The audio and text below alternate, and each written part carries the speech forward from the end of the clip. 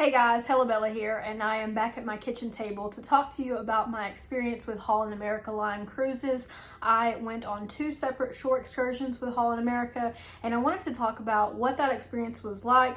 The shore excursions were the dry suit snorkeling, as well as the whale watching tour and going to the Mendenhall Glacier. And I want to talk about the price, the nature of the excursions, the value, what I feel like could have been improved upon, and just my overall experience, and any tips that I think might be helpful if you are planning your own Alaskan cruise, whether you are going on Holland America line or a different line. I still think some of these tips could be applicable to you. So I'm going to get into the video. I'm going to try to be as concise and honest as possible because I want you to kind of know what you're getting into. As far as looking into this, I couldn't find a lot of videos that covered this topic specifically, so that's why I wanted to touch on this information. So if this is your first cruise, then you may not know exactly what a shore excursion is. It's basically a way for you to go on little adventures or side quests on your cruise. Most cruise ships are going to stop every day or every other day, and when you stop, you are in unfamiliar territory for the most part, and it can be a little scary to go off on your own.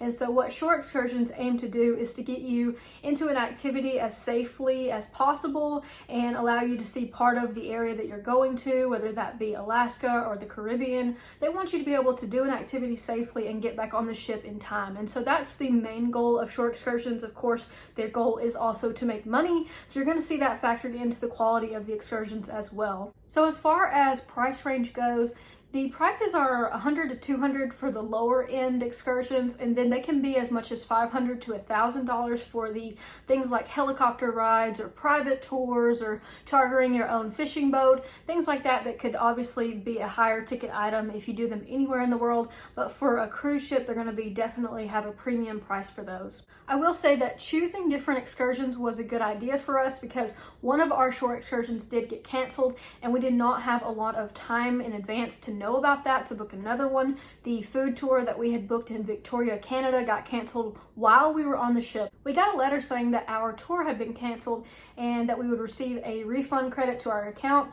The refund never came, so I did wind up having to go to the shore excursions desk in order to get that money credited back to our account. I had one other excursion booked, which was the whale watching tour, and I was waitlisted for the snorkeling tour. So waitlisted basically just means that the tour is sold out and that if someone else cancels for any reason, that you will be added to the list and you'll be able to go on that excursion. So lucky for me, I actually got to go even though I was waitlisted.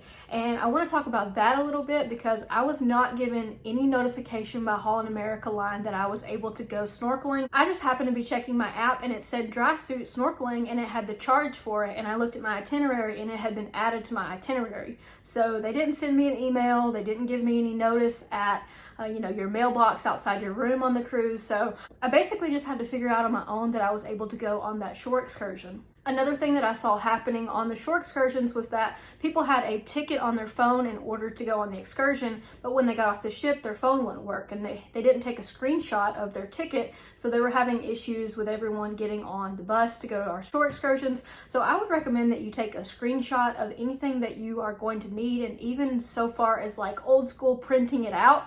I know that a lot of people don't have printers, but I saw a lot of people with printed paperwork while we were on this cruise, and I think that it definitely saved them some headaches. So after I figured out that I was going to get to go snorkeling, I decided that I needed to prepare a little bit by packing a small bag. I did thankfully bring a change of clothes, and I know a lot of people on our snorkeling trip did not, and they definitely regretted that because you were so cold and wet afterwards. The dry suits are a hope, not a promise. That's what our tour guide told us, and that was definitely true because I got soaked while I was snorkeling. I still had an amazing time snorkeling, but overall I think that it's a good idea to bring a change of clothes for you to get back into. So the cost of the snorkeling for one person was $140, so I can say that's probably my most expensive snorkeling trip to date.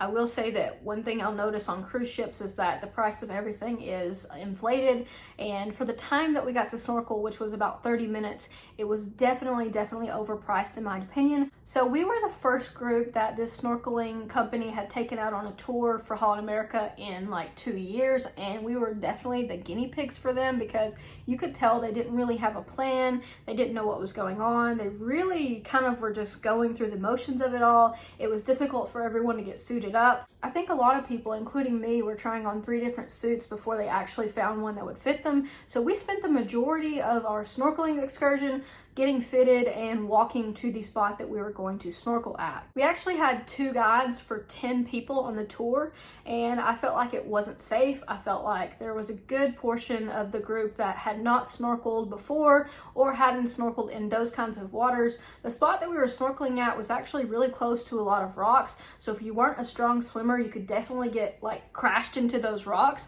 So I think that, you know, overall, they did not say anything about needing prior snorkeling experience, but for this particular tour, you definitely needed some snorkeling experience. Otherwise, if you were not sure about yourself in the water, it could turn into a really dangerous situation. So I feel like Holland America should be looking into the details of this tour. They need to have better communication about what each tour entails, because there was an older gentleman on our tour and he had a very tough time just getting suited up, just walking to the spot, and especially swimming. And when you take one person and it takes up the tour guide's entire time trying to get them ready, it really kind of makes the tour tough for everyone else. If someone else needed attention or needed medical help, it would be very difficult to disperse that when you only have 2 people for 10 people in the water. So I felt like it was not a great situation as far as safety goes. Now, as for the attitudes of the tour guides, they were super cool, super nice, super friendly guys, and even they said, we need more help, we need smaller tours, or we need more guides. And you know, you could tell that they were doing their very best, but when a company gives you limited resources, you can't really do that much about it. You just kind of have to do your best. So once we got to the spot that we were actually snorkeling, they told us to just go in the water and put our fins on. We were pretty much all responsible for ourselves, and you could tell that there was not really any planned route. So instead of saying like, oh, we're gonna go here, here, and here, it was basically just everyone swim out, everyone keep moving. And you know, a lot of yelling, a lot of, you know, confusion about what was going on, a lot of people who were snorkeling who didn't really know what they were doing. Some people were going off from the group, and you know, I actually just kind of realized that I'm gonna have to do this myself. This is gonna have to be a self-guided snorkeling tour if I plan on seeing anything. So at one point I was just kind of swimming over to the rocks and looking at things, and they did tell me to stay off the rocks, but I mean, there's no real way to watch 10 people at once. So you know, I did my best to stay away from the rocks, but the water kept pushing everyone in. So I think that overall they might need to pick a better snorkeling spot. As far as visibility goes, it was very poor. We did not see much at all. I saw a sea star and a jellyfish, something I probably could have seen honestly just from the pier.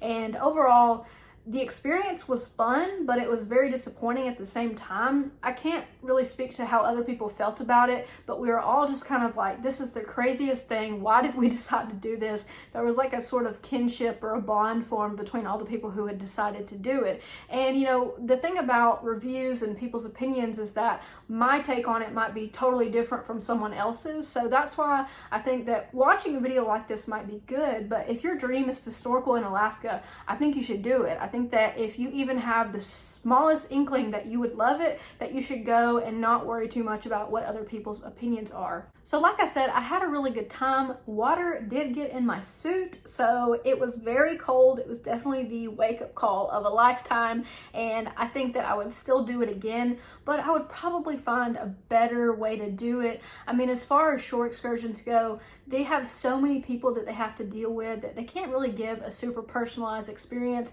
So I felt like for that particular tour, I really didn't get my money's worth, and I felt like the value just wasn't there. The other shore excursion that I went on was actually the whale watching and the Mendenhall Glacier. So it was a shore excursion that had 2 stops, and it was $220 per person. So for me and my grandmother both to go do this full day of activities, it was $440.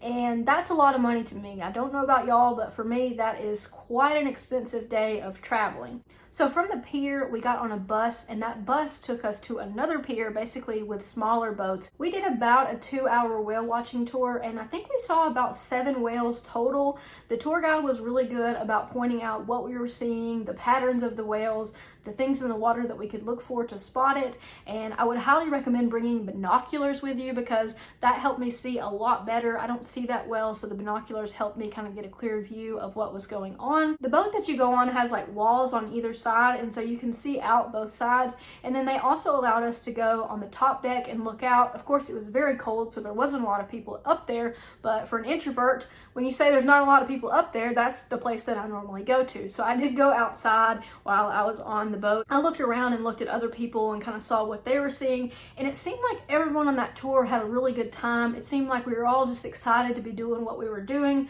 For a lot of us, it was our first time seeing a whale.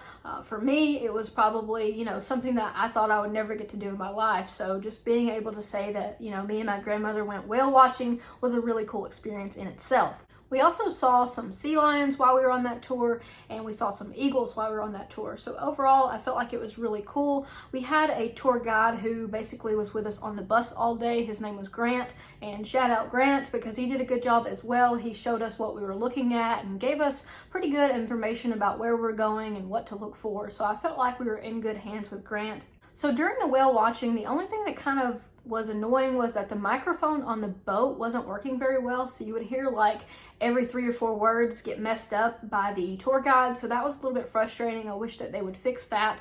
And another thing is that there weren't really any food available. At one point I was like, the southerner in me was like, where is the food here? There was like some donuts and some things like salmon on a cracker, but it looked kind of gross, and I mean there really wasn't any food. So that was one thing I was like, where is the food at? I guess they expected you to feed yourself, and maybe I should have looked into it more about what was going to be provided there, but couldn't say there was really any food. They did have alcohol for purchase, so that was something that definitely enhanced the thing for me. I had a beer while I was watching for whales, and that definitely made it a lot more fun. So from the whale watching, we got back on the bus, and then we drove to the Mendenhall Glacier, and that is where I got some of the coolest pictures of me and my grandma, some really cool footage, and just kind of having that experience with her and being able to just look at a glacier in awe was really, really fun, especially being from Alabama and not really, seeing a ton of the world. Just being able to do that and see that with her was really fun. And, we got to walk around. I think we got about an hour to an hour and a half of time at the glacier. So, that was about all the time you really wanted to spend walking around outside in the cold, especially for us. At one point, my grandmother definitely told me she was ready to go. So, I mean, you can only do so much for Southern people when you put them in the freezing cold weather. We do our best, but we're definitely not built for that. So overall, that Mendenhall Glacier and whale watching tour was expensive, but it was probably one of the more memorable days of our cruise. We were pretty much busy all day long, and staying off the ship all day was definitely good for our mental health as well, because after you've been on the ship for a couple of days, I don't know about you, but I just kind of want to get off. I'm one of those people who knows that, I'm only going to be on a cruise for a short amount of time, but after a while, it still starts getting to me that I need to get on land and I need to walk around. It was definitely worth it for us. We had a great time. We had really good guides, really good memories of it, and some really cool pictures, and I just think that, there's no other time to do it than when you're on your Alaskan cruise. You're probably not going to be back. Now, as far as what I packed to go on my shore excursions, I did pack very light. I took a backpack with me. I took a rain cover for my backpack, a rain cover for my phone. Basically, I waterproofed everything that I had, and then I just took my money and my information for travel, and I didn't take a lot of stuff with me because when I was walking off the ship, I didn't want to have to be weighed down by carrying all this stuff. And I know that, different people travel differently, but I like to travel light whenever possible. So I wouldn't recommend taking a lot of stuff with you when you're going off the ship. You really don't need it. You really won't be accessing it. So just take the bare minimum of what you think you'll need. So overall, I think the cruise lines could definitely improve on their short excursions, but it is still the best route if you want to be safe, if you want to see something cool, and you want to get back to the ship on time, because that's really what we're all worried about. We don't want to be the person in the video who is running to the cruise ship trying to catch it before it takes off without us. I think if anything, I would manage your expectations, because when you take so many people out on a tour, you really are responsible for a lot of different people, a lot of different agendas, and it's hard to get everyone from point A to point B sometimes, especially given the different needs of different people. Holland America line definitely caters to older people, so you need to factor that in when you are considering, this cruise line and the type of excursions that they're going to have. Overall, I feel like they provided a good range of excursions. They had things to do that were more adventurous, like kayaking and snorkeling, but they also had things that were like culturally related and places where you could honestly just go sit down and eat or do something chill. So there really was something for everyone. I think that they kind of know that there are different types of travelers, so you should have a good mix of things to do. My other tip would be that you really need to focus on booking it early, because I made the mistake of waiting too late to book it, and that's why I was on the wait list. Thankfully, my wait list thing ended up being a good thing that I was able to go, but that might not always be the case. So I would say as soon as you book your cruise, start looking into the shore excursions. They will add some as the date gets closer to the cruise, but the more in advance you can do it, the better. I just want to say that my Alaskan cruise was something that I will never forget. Going to Alaska with my grandma was just something that was on both of our bucket lists, and we had a great time. I would highly recommend Holland America Line for these Alaska cruises because they definitely know how to do it, and they are known for being a top tier cruise line when it comes to going to Alaska. Hopefully you enjoyed the video, guys. I really appreciate you watching. I have some other videos about my cruise with Holland America Line, and you are welcome to check that out on the channel. And I always appreciate it when you guys like and subscribe. So thank you so much for watching, and I will catch you guys in the next video.